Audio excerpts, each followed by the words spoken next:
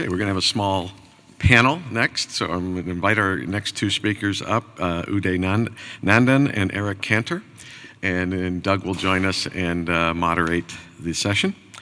Eric is the New York-based managing director for Morgan Stanley, and he joined the firm in 2003 and has been a member of global private equity since 2007, and now oversees the fund responsible for plastics and packaging. And Uday is a managing director with Stifel Investment Bank. He's also in New York and has responsibility for coverage of the plastics, packaging, and paper sectors within Stifel's industrials group. And he's had quite a bit of experience across debt, equity, and M&A products. And they're going to share their thoughts on responsible investing and opportunities financially in this sector. Great. Can you folks hear me okay? It is on. So just to contextualize what I do and what Eric does, my function is that of an intermediary. I try to find assets that folks like Eric and folks with investment dollars find attractive to invest in. And the biggest challenge for me as I think about my practice has been, is there a credible and profitable way to invest in the recycling and recycle plastic space? Fortunately for us, we partnered with a company on a sale process, and through that sale process, I've been exposed to the world of recycled plastics, and it has been an eye-opener. My perception thus far from an investor or matching an investment and investing need dollars perspective has been that recycled plastics is essentially a goodwill effort, if you will. There is not money to be made. But increasingly, and as the previous speaker very nicely articulated here, increasingly it is very apparent that there are spots in the recycled plastic space where you can invest and make a ton of money. So we'll just dive into the presentation real quick and walk through the slides and open it up for Q&A. Eric, would you like to quickly? Yeah, why don't I give an introduction and then we can go through the slides. So Eric Kanter, Managing Director at Morgan Stanley. Morgan Stanley as an institution, environmental sustainability is a very important part of our culture and our values. We have a number of different initiatives. Folks may have seen Capital Creates Change as an example of how we think about solving problems for various clients. We've been on the leading edge of various initiatives with green bonds and other capital raising activities as well. My group, as Uday had mentioned, we are a traditional private equity fund. We have a $1.5 billion fund, and what that means is we receive money from high net worth individuals, pension funds, sovereign wealth funds, and we're the custodians or stewards of their capital. And our job, whether it's for a firefighter or a teacher or a high net worth individual, is to invest their money and take $1 of capital and over time hopefully turn that dollar into $2 to $3 of capital. So there are lots of private equity funds out there, many different strategies. What we do, which is a segment of private equity, we're not venture capitalists. There are other people who have a strategy to create the next Google or to create the next Tesla or whatever the strategy may be. Our strategy is to find what we describe as attractive risk-adjusted returns. So we're not investing in startups, we're investing in generally mature businesses, but what we uniquely try to do is to try to find ways that we can bring our resources, relationships, and insights to try to grow those businesses faster than they might be able to grow otherwise. So our initial hypothesis on an opportunity is taking a sector that may have attractive characteristics, focusing on a subsegment, and then bringing those resources to bear to try to grow. We've looked at a number of opportunities within plastics and packaging, and I actually look after two segments of industrials. One is plastics and packaging, and another is industrial and environmental services. So I've got a perspective not only from the people producing the product, but also those who are service providers who have a big impact on this value chain. And we've seen a lot of different businesses that have recycling or sustainable practices as a big part of their operation. That's different than saying they are a recycling company, full stop. So I think it's important as we'll go through the materials and answer questions you may have that we're going to look at a business opportunity from a return on investment perspective. How do we create attractive returns while managing risk for our investors? But many of those return opportunities are in fact quite attractive for other reasons, including the environment. And the last speaker, I think, did a great job of setting the stage for the environment in which we operate. You look at lots of companies in our world, companies like Lego that's trying to come up with their new biodegradable plastic, companies like Unilever that suggest that by 2025 all of their packaging will use recycled content, et cetera. There are softer reasons why many corporations are focusing on these efforts as it relates to goodwill, but the point I think was made, and I think it's a good one, that environmental sustainability always wins in a tie. However, we can all choose to say this is a good or a bad value, but many companies, for better or for worse, often look at the bottom line and say, if it's not a tie, then I'm not going to support this environmental initiative. And so I think the perspective we can bring is, how do you marry those two things together, which is a positive for investors and for the environment, but also how do we create an environment where there is a higher likelihood that these technologies, these business processes, these companies are profitable and as good an economic solution as solutions that are not as economically viable or attractive. So that's the context through which we as investors look at this sector and these specific issues. Great. So hopefully the slides that follow here contextualize what Eric just said. And hopefully we can make a case that in the spectrum of the recycling space, and specifically within plastics, there is indeed a sizable area that we can all chase from an investment perspective. So we'll touch upon plastic trends, key themes in recycling, and we'll highlight some companies that are actually profitably spending their time and effort in the recycled plastic space. And again, I will tend to focus on recycled plastics here. And Eric, you deal with, broadly speaking, the recycling space, but we'll try to narrow it into plastics here. If you look at the global plastics market, and you might have seen some of this already, it's expected to double over the next 5 years, CAGR of about 5%. What's interesting is the recycled plastics component of the overall plastics consumption is expected to grow double the rate of the overall plastics market. And so, to me, just on the face of it, that creates an opportunity for investors to chase opportunities within the recycled plastics segment. If you look at recycling rates, and if you look at the different substrates, if you look at metal, glass, and plastic, plastic really hasn't taken off. The recycling rates for glass and metal and paper has steadily increased over time. And so the question becomes why? Why hasn't plastic really caught on? And the biggest answer to that question, and the most obvious answer to that question, is the complexity and the technology. We still haven't caught up economically and in scale to really increase the recovery rates of plastic.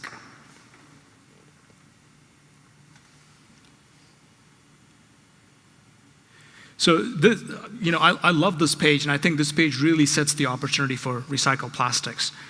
If you look at metals, if you look at steel, for example, over 50% of the steel that's consumed globally today is recycled steel.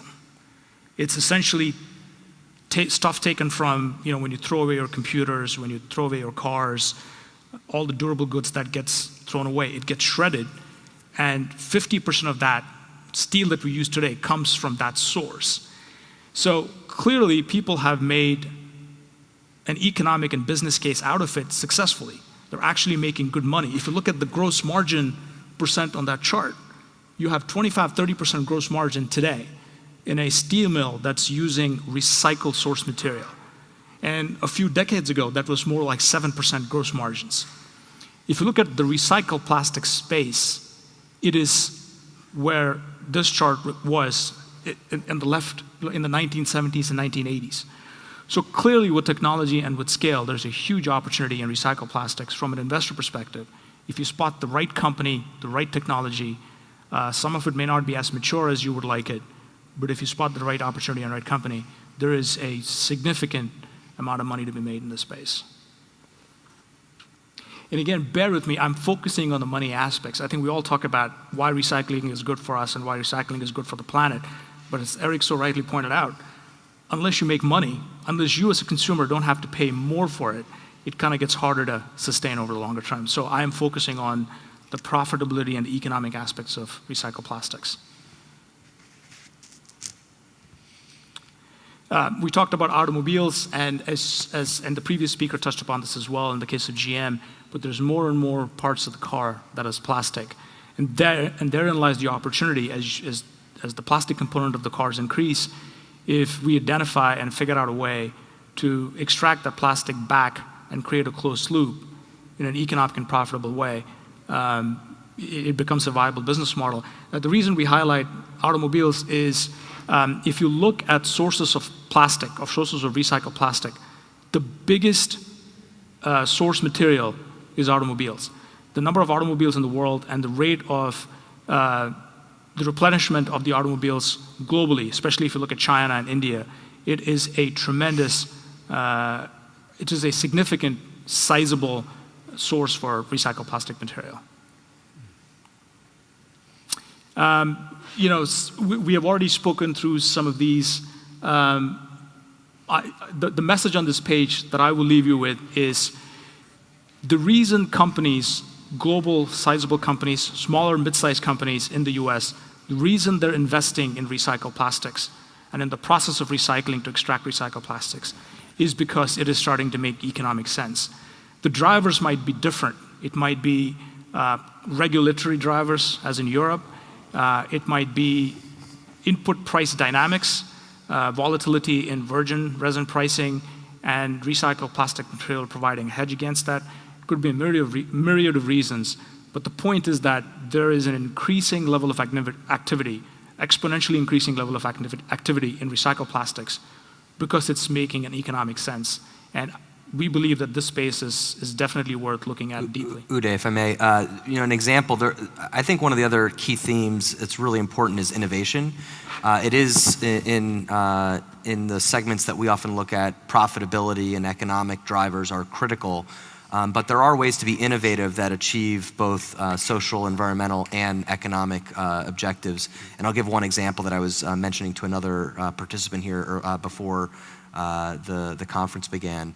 There's a company that we looked at which is a very sophisticated, innovative company in the plastic sector, and I won't mention them by name, but they are an injection molder. So they make products like your beauty products, the jar that your cream or other moisturizer might come in. They make various other caps and closures that go into other consumer products like a detergent bottle, et cetera, et cetera. They partnered with Walmart, which is a company that actually has very strong environmental objectives and has gotten a lot of press for it. Walmart, as you might expect, is a large retailer and sells a lot of clothing. And in using that clothing, they actually have hundreds of thousands, millions of hangers they use every single year. And what this company was able to do in servicing Walmart for their specific needs and as a supplier to Walmart was to come up with a very efficient way to collect those hangers and then translate and process those hangers into new product. And a portion of those new products would be consuming the recycled content from the plastic content from the hangers. And so they weren't able to generate 100% of their products from recycled content, but a very large portion of their supply base comes not from virgin resin, but from these reprocessed hangers that come ultimately from Walmart. So that's a really good example where, yes, that is going to be a more valuable stream than with very high plastic and resin prices than with very low resin prices, but this is a very significant way of defraying many of the economic costs that corporations are looking at when they're evaluating a fully or largely recycled product relative to one that has limited recycled content in it. So I use it as an example because there are many ways that one can bring innovation to create opportunities that maybe wouldn't have existed if various members of the supply chain hadn't worked together. So it's product innovation and process innovation. Correct.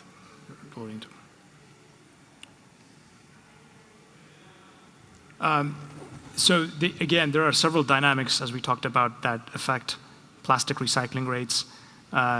Chief amongst them is the commodity prices that go into producing virgin resin. Legislation is an important factor, but it only goes so far. Again, it comes down to consumers willing to pay a price, tax impacts, and so on and so forth. And as Eric pointed out, it's the state of the technology in the recycled plastic space.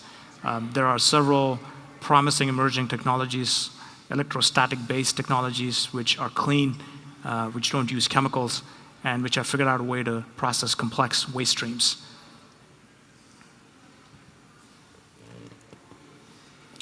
A few case studies just to highlight the fact that businesses have identified recycling, broadly speaking, and plastic recycling in particular as being important for them. Veolia is a global company headquartered in Europe, and they have done several acquisitions and have undertaken several initiatives in the recycling space.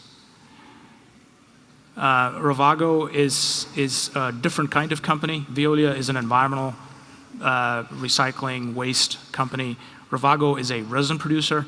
So it's interesting that Ravago feels it necessary to invest in recycled plastics, which actually competes with their product line. So clearly they have understood and accepted the fact that recycled plastic as a source of resin material is key going forward. And in the US, you have companies that are converters, much like the company that you guys own, Eric, that have bought recycling companies. And again, I suspect Consolidated Container bought the company, Eric, as a way of hedging against buying virgin resin. That's exactly right.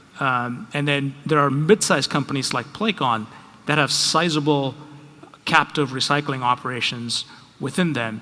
And to me, that's really interesting because companies of the size of Playcon don't have the wherewithal to absorb shocks in resin prices or in the broader environment. And so the fact that they believe that recycling operation is important for their business is very promising. Any comments on that? No. More examples in Asia and China. You know, Kingfa is again one of the biggest producers of plastic in China, and so is Wistron, and they both have made significant investments in recycled plastics, and they have articulated their desire to be heavily invested in recycled plastics. So, you know, one of the comments I'd like to make about Asia, Europe, and North America, plastics and packaging in particular, it's often very inefficient to ship many of these products over long distances. So I think there's actually an economic consistency with some of the more broader philosophy. Most of the packaging in North America is produced in North America because it's very difficult and uneconomic to ship air.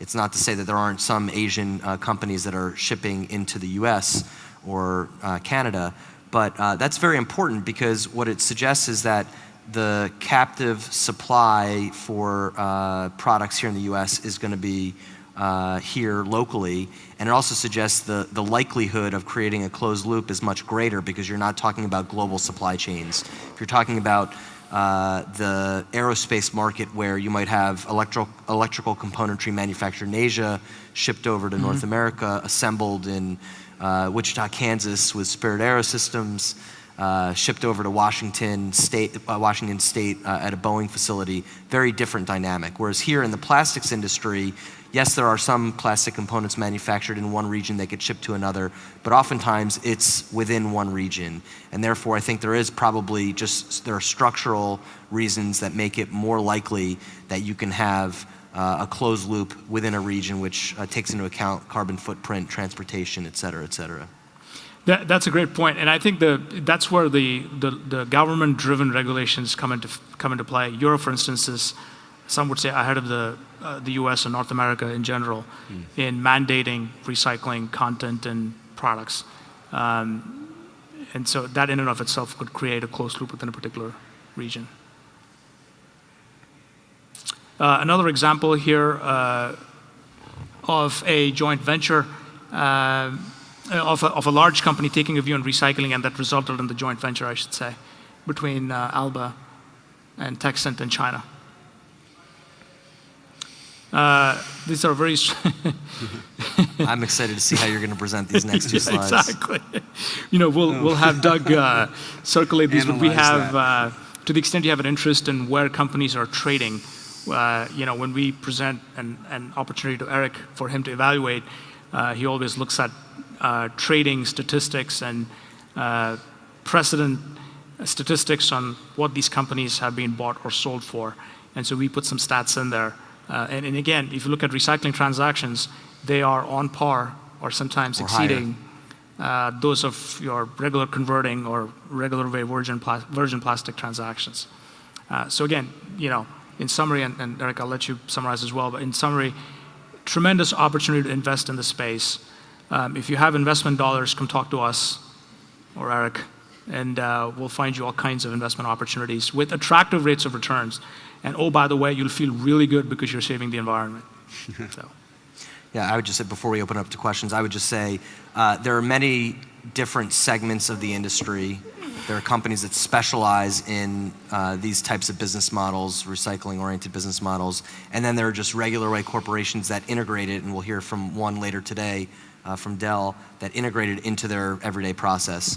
But I would say there's different segments of the supply chain, but there are also different types of investors, and there's different types of capital. There's both debt capital and equity capital, and then even within equity capital, there are venture capital firms that are looking for very large market opportunities, but are willing to take significant risk that 5 or 8 out of 10 of their investments may not succeed. And then there are other types of investors like ourselves who are looking for 9 or 10 out of 10 of our investments to succeed, but are looking for maybe more mature, less variable outcomes in their investments. And so I think a big part of the exercise is to try to marry companies and problems with capital providers who understand the issues and who can assist in bringing the capital and the resources to making those companies a success and a reality. So with that, why don't we turn it over to Doug? Doug, I don't know if you want to open it up to questions or have any questions of your own. Yeah, so I do, and we'll open it up to questions. This list here, are these listed companies or unlisted, or both? They're both. So is there anything as a plastic index, an investable index yet, or is anyone talking about that for sustainable topics or recycled two content? separate, very separate segments. There are indices of different companies that are in different industries, like packaging, for example. You could invest in packaging. You could invest in certain segments like an automotive supply company. There are also separately sustainable indices, if you will, and I don't know them off the top of my head, but there is a very large push within the investment community where there are public and private investment vehicles that are focused on these considerations. And so you can find listed funds, mutual funds, that have sustainability as a threshold screen before they will make an investment. Now, they may be investing in companies like a Unilever that is a consumer packaged goods company, but managing their business in a sustainable way. They may not be recycling per se, right. But they are enlightened, if you will. So just in the US, a few years ago, China tightened some of its export or import controls on unprocessed plastic. Mm-hmm. If you combine that, that theoretically would have left more material in the US mm-hmm. because we couldn't get rid of it unprocessed, maybe with new efforts for increased recycled content. Did you see a shift in innovation and the recycling business in the last few years because of any external or changes like that? Are there any trends that you see that Yeah, are pretty I'll go interesting? first, but then I'll let Uday jump in. I would say a couple different things. Regulation has a big impact for better and for worse, and it could be more or less regulation that can have an impact on the sector. And I also think the commodity price has a huge impact. So the shale drilling revolution, in this case more on the natural gas side, but also on the oil side, driving down the prices of virgin material relative to recycled, I think has a very big impact. But I think there are also many external examples, companies like Walmart and Unilever and Lego and others that are making this a bigger priority. And so I would say that for example, the trend that you're mentioning is an important one, but I would say the big macro drivers are things like the first three that I mentioned that are probably going to have, those are going to be the sea change effects, and within that there are lots of different micro drivers that are impacting the events around a specific trend. Yeah, so the green fence around China, that's the one I think you're referring to. And the expectation was that that will cause kinds of recycling activity in the US and North America in general. The problem is, it is very cheap to throw away stuff in the US. It is very cheap to landfill. And to Eric's point, till it becomes expensive to do that, it's going to be hard to get the traction. All the waste that we're generating now, we can landfill at very, very cheap cost. The expectation was about 2 decades ago that landfill cost was going to keep going up, and therefore at some point it'll flip and we'll start recycling more. But the reverse has happened. The environmental companies have gotten so good at landfill that they're managing to put way more material in the landfill than was expected a few years ago. And so that, I think, hasn't played out yet. Yeah. But we're starting to see that more and more companies are starting to think about 5 years down the road, where we're going to have too much stuff on our hands that China is not taking off our hands. We're going to have to recycle somehow. We're not there yet. Okay. At least that's my sense. Does anyone from the floor have a question? I think there's a microphone. Does anyone have a question here? No questions? If, Eric, you're sort of later stage and more established businesses, Uday maybe a little bit earlier stage, but is there a gap in funding for either startups or very early stage before they get to you that you see needs to be filled in some way? Not necessarily, and Uday, you should comment on it, but Morgan Stanley has a whole family of funds, one of which we call our Expansion Capital Fund. They're not a classic startup investment firm, but they invest in very early stage businesses much earlier than we do, and many of those businesses are technology oriented, not just sustainability oriented, but technology broadly defined. So I think there actually is a lot of capital out there.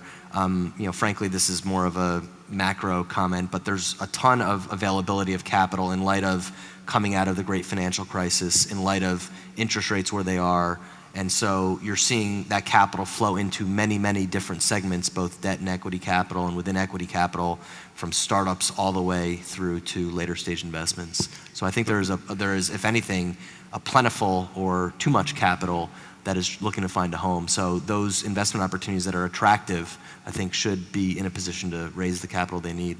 So, but to play a devil's advocate, typically waste and recycling hasn't been the most sexy topic to go chase. Right. Well, chase. So if you're talking about tech, is that... Sexy is through the lens of who is likely to make money from an investor perspective on a risk-adjusted basis. So if these are big economic opportunities, and I think they are, the question is, how do you take some of the risk out of the proposition? Because these are big markets, these are big problems, and there will be a solution. What we haven't talked about, but maybe some of the later speakers will talk about, is how do you break down some of those barriers? Right. And some of that gets to public policy questions, things like landfill taxes. I'm not voting for or against, but the cost of a landfill will impact the economics, relatively speaking, of recycling. So I think there are public policy initiatives, there are economic initiatives, there are corporations like the Unilever and Lego example, their behavior is changing the likelihood that these markets become more real and less speculative, if you will. But at the end of the day, in order to attract the capital, the business case is going to have to be there. And so I think finding ways to break down these barriers and allow many of these companies or some of the examples that Uday gave, segments of a company, breaking down those barriers to let people get to scale and therefore be able to drive more profitable operation of these recycling businesses is probably what needs to happen. And when you see companies looking more at recycled content, for example, is there an issue or an excitement for them to be doing it because of a climate change gain on energy reduction because recycled content uses less energy? Or is it really about just the material and having sustainability in the I'll give you my material? personal view based on having read and talked to a lot of people on this. I think there are different segments. So you look at seventh generation or method or many of these companies, I think a very important part of their ethos and reason for being is being sustainable, and I think consumers actually do pay more for those products. A segment of consumers will pay more for those products. So I think companies like that are leading edge and innovative and very willing to spend a little bit more on their packaging as an example, because that stays true to their mission and who they are. I think there is a much larger segment of companies that are forward-thinking, like the Unilevers and the Legos that I've now talked about 6 or 7 times.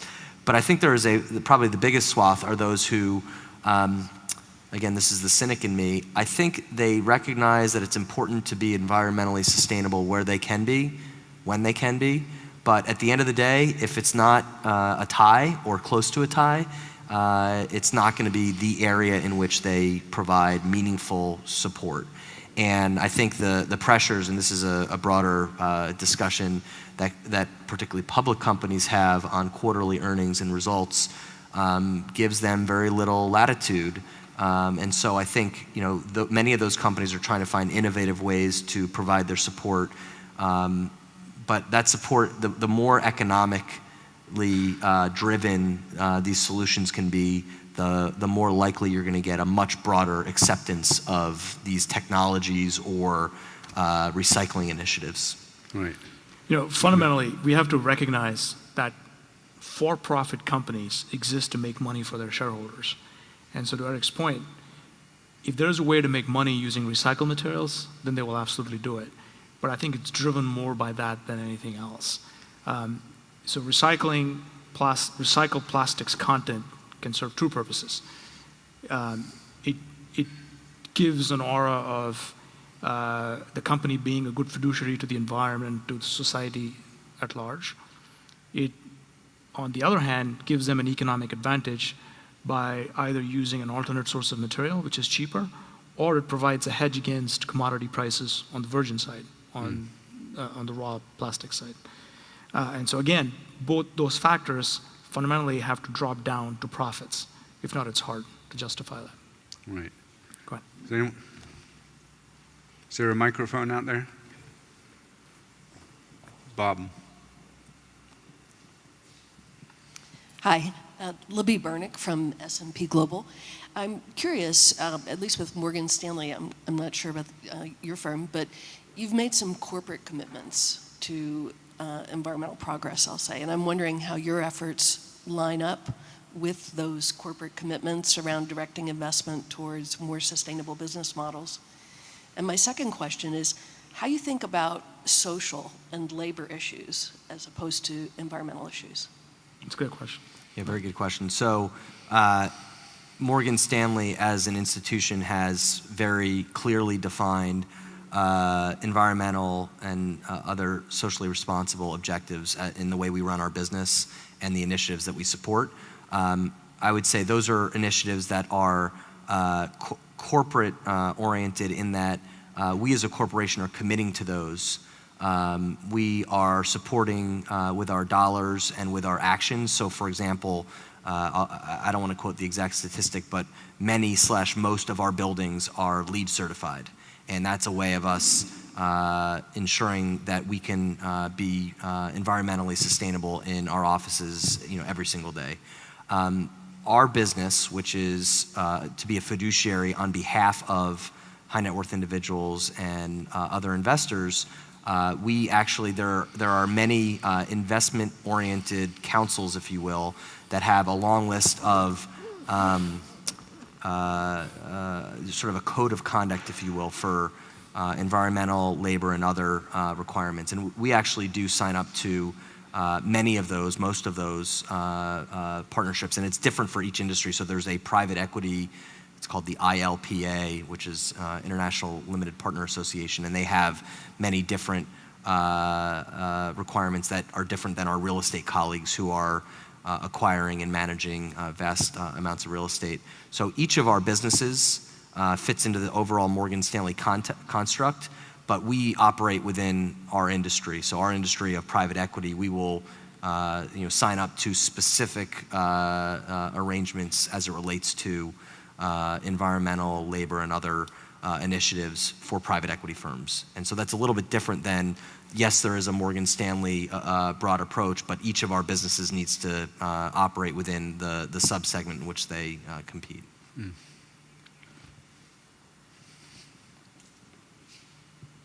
Hi, my name is Ranjit Anipu. I work with Columbia University and Be Wastewise. In hopes of looking at this from a slightly different angle, I was at a conference, at a panel called Women and the Transfer of Wealth, and there the panelists were talking about how investors themselves also were changing, and more women now have access to investment dollars and also a lot of cash to invest in. And also millennials are becoming a larger portion of the investors. So can both of you talk a little bit about that, or how that impacts social cause, corporate companies which have a social cause? Or Yeah, sure. So I think millennials, if I had a penny for every time I heard the word millennial, I'd be very rich by now. They're a huge driver of the economy, and they're a huge driver of the dialogue in general, in both from a consumer perspective and from an investor perspective. In fact, I've been part of studies with private equity folks like Eric, where they look at the millennial generation and trends in broader segments of the economy and how they should be thinking about that. To me, and Eric, I'd love to hear your thoughts. To me, I haven't seen a discernible, at least from a recycling perspective, either from a women investor perspective or a millennial investor perspective, to move the needle on recycled content, if you will. I think the consumer behavior typically tends to be, all things being equal, if it costs the same, then I'll buy the more environmentally friendly product. So in the context of today's discussion, I personally, where I sit in my business, haven't seen a significant shift in the needle. Yeah, and Uday and I are focused on plastic and recycling efforts and those industries. I would say Morgan Stanley more broadly, these are very important initiatives, and you're actually seeing a lot, and I will keep it high level because this is not the area where I spend my days and nights. But on the wealth management side, there's been a ton where they're managing wealth on behalf of individuals primarily, a ton of effort to better understand millennials, to understand what motivates them, and to bring various products and services that better meet their economic but also social requirements. And so the question you had asked earlier, Doug, I think is very relevant here as well, which is at the end of the day, it's a service business where if a large segment of your customer base are millennials, are women, are people with other priorities, whether they're environmental priorities or otherwise, sophisticated, savvy, and intelligent businesses are going to find ways to catering to those different segments. And I see it in our elevator bank. There are tons of different announcements every time about different initiatives we have. And this campaign that maybe if you haven't seen, you'll be more aware of, Capital Creates Change. Millennials are actually one very big segment of that. So I think there's a huge amount of focus, at least at Morgan Stanley, and I think at many other companies, to try to be aware of, okay, what does that mean, and how do you better understand the different consumer segments, and then how do you adapt your business and your offerings to meet the needs of those consumer segments. So I think the answer is yes, I'm seeing a lot of that, but again, it's in all honesty, outside of the business that I spend time in, we have those initiatives as well, but I think they're maybe even more relevant in other business segments. Maybe time for one last one. There was one back here. Steve?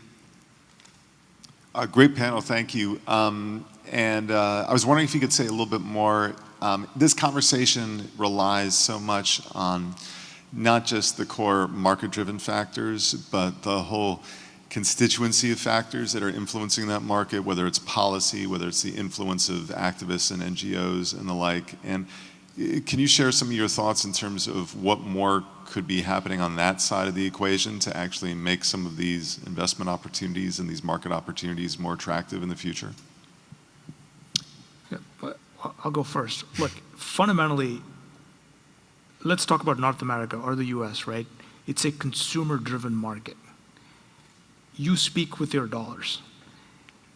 You tell Eric what it is that you want to buy or sell, and I find those kinds of assets for Eric, and Eric and his company invests in those companies.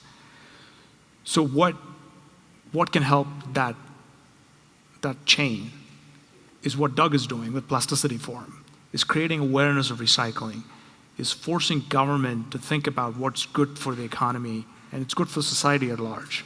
So if there is pressure away from market forces, I think the primary, speaking as a capitalist perhaps, the primary driver is market forces. The market sort of dictates where a nation goes or how an investment goes. But I think a very important secondary factor is folks like Doug and his organization.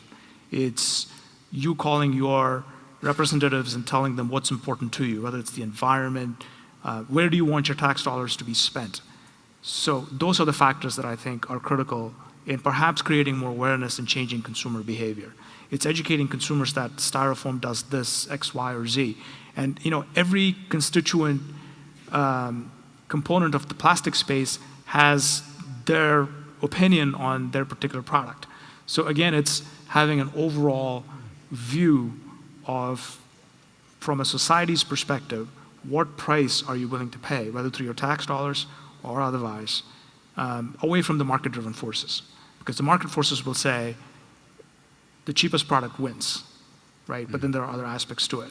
I don't know if I answered your question. But it's awareness, it's being involved in the political process, it's making your voices heard on what is important to you socially and environmentally around you. If I could just jump in with a little bit, I think you're right. Now with social media and the fact that with carbon and climate, you can't exactly point a finger to who's doing what, but with a lot of materials that end up as trash and waste that has got a brand name on it, and the ability for that brand to have an increased liability because of the exposure of that material being seen many times and maybe being addressed by different community groups, maybe as a swing factor that drives this as plastic pollution rises on the agenda of global problems. I think the companies that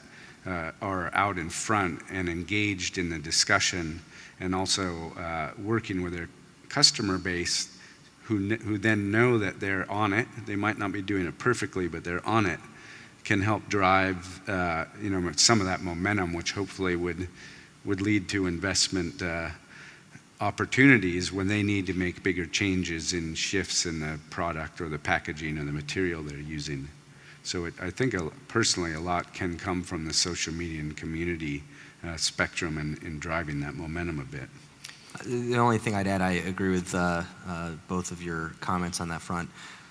Successes are really important. So there, clean energy as an example, there are great successes and some pretty public failures, and I don't mean just in terms of the companies, but also in terms of public policy. And so I think we should be open-minded and looking globally for those successes. And there are lots of different countries and lots of different regions that do things very differently. And Indeed. what lessons can we learn from other regions that we can apply here?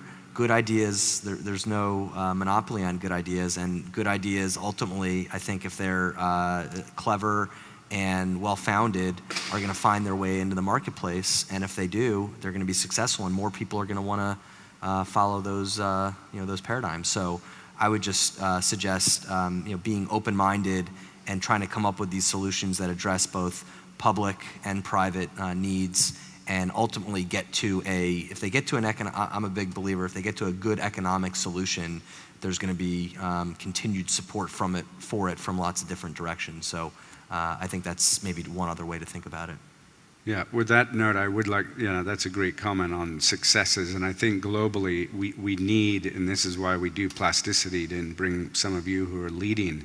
We really want you to be seen as the successful stories, because the more case studies are out there, whether it's here or in other countries, the more we can show that and have it replicated. And that is really critical in this space, I think. So thank you, Eric and Uday, and we appreciate it. I think we have a coffee break now. Thanks.